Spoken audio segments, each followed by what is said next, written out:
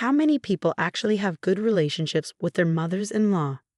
I've often wondered about that, especially given my rocky relationship with mine, Mary. Don't get me wrong, I never disliked Mary. In fact, I always wanted to get along with her. But from the very beginning of our marriage, it seemed like Mary was twisting my good intentions. My husband and I got married 4 years ago. We met through mutual friends and hit it off right away, starting to date soon after. On our third anniversary, he proposed.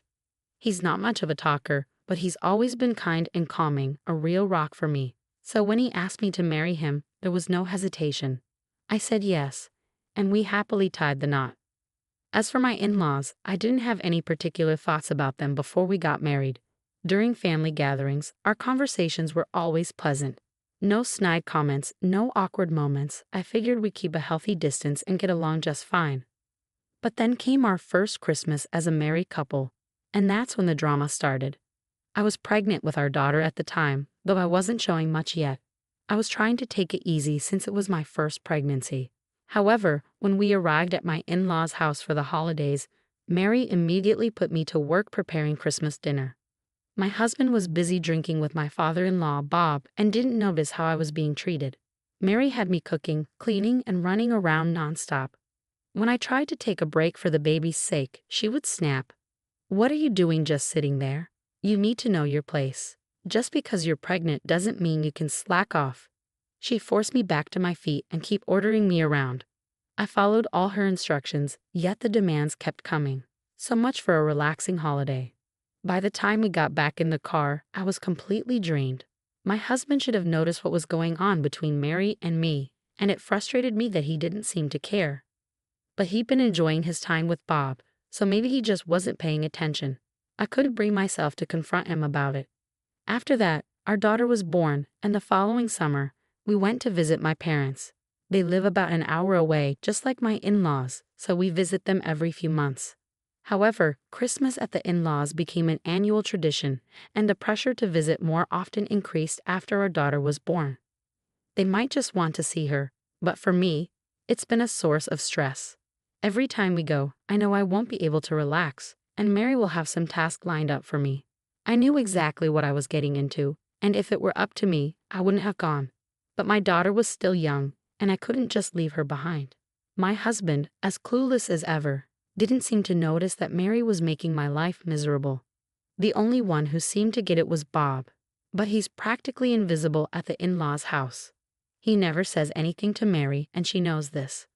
So she doesn't openly harass me when my husband is around, but if it's just Bob, she'll make snide remarks. On top of that, Mary has me prepare meals and then serve them only to my husband and Bob, saying, "We'll eat later. We have chores to do."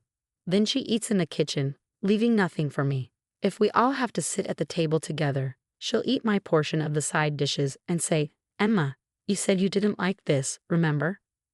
My husband will look genuinely surprised and say, "Oh, you didn't like it?"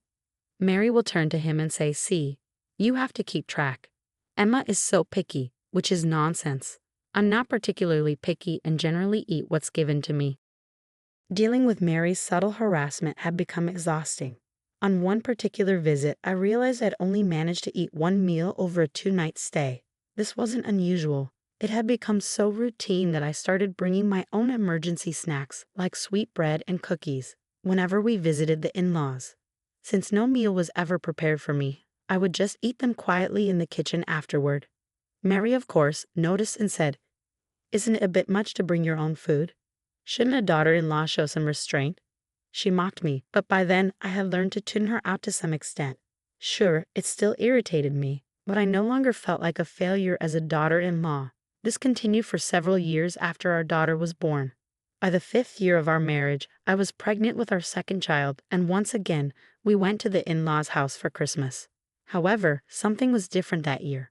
My husband, who usually jumped straight into drinking with Bob, seemed to be acting a bit strange. As soon as we arrived, Mary, as expected, pounced on me with, "Emma, can you help with the Christmas dinner?" Knowing that help meant doing it all myself, I simply agreed. But before I could even get started, my husband, who had been unusually attentive, interrupted. "No, Emma can sit." "Mom, Emma is pregnant with our second child," he said firmly. Even so, when I tried to speak up, my husband sharply snapped, Just sit down. I was shocked. This was so unlike his usual calm demeanor. Before I could react, Mary chimed in. Look, things go faster when women handle these tasks. Emma helps me every month, so just sit down. Okay? Come on, Emma. Unable to do anything else, I ended up being bossed around by Mary as usual. But today was different. My husband was following us into the kitchen. Mom, where's Emma going to sit? You're going to help too, right? He asked. Mary quickly fetched a chair and set it in front of me, saying, Here, sit down, Emma. You're pregnant, after all. Her tone was uncharacteristically kind, while my husband just stood there, silently observing. Mary, growing restless, tried to get my husband out of the room. Why don't you go have a drink with Dad? She suggested, but he didn't budge. Then, when our daughter started fussing, Mary tried again. Listen, Betty's crying. Go soothe her. Finally, my husband left the kitchen, and Mary immediately sighed. Oh, I'm tired. Emma, just finish the rest yourself. Stand up. Pregnancy isn't an illness. She snatched the chair from me and sat down. But Mary's relief was short-lived. My husband returned, carrying our daughter. Caught off guard, Mary tried to stand up but ended up falling with the chair. My husband glared at her. Why are you sitting, Mom, while Emma is standing? He asked in a cold voice. Flustered, Mary stammered. Oh, my back just started hurting a bit. I just switched places for a second. She hurriedly returned the chair to me. Thanks to my husband's presence, Mary actually helped with the Christmas dinner prep, and we finished in half the usual time. Still, my husband remarked, this was much quicker than usual, even though you both should be working on this every year. His comment was mysterious, and Mary didn't reply. Instead, she said, I'm going to start preparing dinner. Why don't you go to the living room with Betty? She tried to smile as she said this, but my husband didn't move an inch. Instead, he said, Mom, why don't you want me in here? Is there something you're trying to hide? Mary was clearly flustered but managed to stammer, No, not really. My husband sighed and said, Call me if you need anything, and then returned to the living room with our daughter. Once he was gone, Mary shot me a glare. Did you say something to John? She hissed. I was just as surprised as Mary. I never imagined my husband would behave like this. I haven't said anything. I don't know what you're talking about, I replied, genuinely confused. Mary exhaled sharply, then muttered, Fine, whatever. After dinner, you'll be cleaning upstairs. You know the drill, you do it every year. I prepared dinner as usual, and just as typically, Mary served my husband, Bob, and herself first. But today was different. My husband firmly insisted, We won't eat until Emma joins us, disrupting Mary's usual plan. So we all ended up eating together. He kept adding more side dishes to my plate, saying, Emma, you're pregnant, you need to eat well. Normally, Mary would give me smaller portions, assuming I disliked certain dishes, but this time she couldn't intervene. Emma, are you sure you like that? You don't have to force yourself to eat, she said, trying to take the dish away. But my husband stepped in. No, Emma eats what she's given. It's better for the baby if she doesn't have food preferences. With that, Mary fell silent. After dinner, I usually do the dishes by myself, but this time my husband stepped in. I'll do it today. Emma, you sit down, he said, taking the dishes from my hands and heading to the kitchen. Mary, clearly unhappy, whispered to me, letting John do that? You're a failure of a daughter-in-law. Go clean the upstairs. As much as I didn't want to share space with Mary, I was about to head upstairs when my husband stopped me. Emma, where are you going? He asked, his voice serious. I didn't know how to respond, and before I could say anything he asked, Did Mom tell you to do something? Oh no, I began, but before I could finish, he took my hand and led me back to the living room. I had never seen him so angry. Then, in front of Mary and Bob, he began to speak. I misunderstood because Emma didn't say anything. I thought she was getting along with Mom. Mary looked shocked at his words. What have you been doing to Emma, Mom? He asked, his voice cold. Mary, clearly flustered, stammered. What are you talking about? Emma and I get along just fine, right, Emma? She looked at me, seeking validation. Well, about that, I began, but before I could elaborate, my husband spoke again.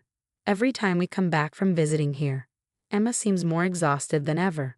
I noticed Emma looking down, and though I was concerned, I didn't press the issue because, on the surface, everything seemed fine. Mom, you haven't been harassing Emma, have you? I asked, trying to mask my worry. Mary's face flushed with anger. I haven't done any such thing. Emma, did you say something unnecessary? She lunged toward Emma, but I stepped in. Enough, I shouted. I've always been treated well by Emma's parents, so I assumed you were kind to her as well, Mom.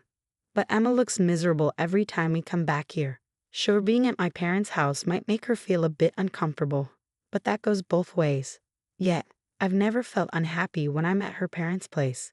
They're really good people. My voice wavered, and I could feel tears welling up in my eyes. Seeing me like that, Emma started to tear up too. I turned to Mary, who was visibly uncomfortable. Mom, can you really face Emma's parents like this? Can you honestly say you treat Emma well? Just then, Bob stood up and apologized. I'm sorry, Emma. I also noticed that Mary had been distant with you, but I didn't say anything. I'm equally at fault. I'm truly sorry. Hearing this, I turned to Mary. Mom, you should apologize to Emma too. Saying sorry won't fix everything, but it's a start. But Mary wouldn't even look at Emma, let alone apologize. Seeing this, I sighed deeply. If that's how it's going to be, Mom, then fine. We won't be coming back to this house ever again. Mary looked shocked. That's not fair, is it? She pleaded. But I ignored her and started packing our things. Mary began sobbing uncontrollably, but no one, not even Bob, comforted her. Let's go, Emma, I said, picking up our daughter and calling for her. Mary collapsed on the floor, crying, while Bob just sat there with his head down. In that awkward atmosphere, we left my in-laws' house. Ever since that day, Mary has tried to call me multiple times, but I've blocked her number. I've cut off all ties with my parents' home and haven't been back. Instead, we've been visiting Emma's parents more frequently. At first, they were puzzled by our increased visits, but they welcomed us warmly each time. I often tell Emma, your parents are truly wonderful people. I think I feel guilty for the tough times Emma endured at my parents' home, but I'm not concerned anymore. There's no stress now that we stopped going there.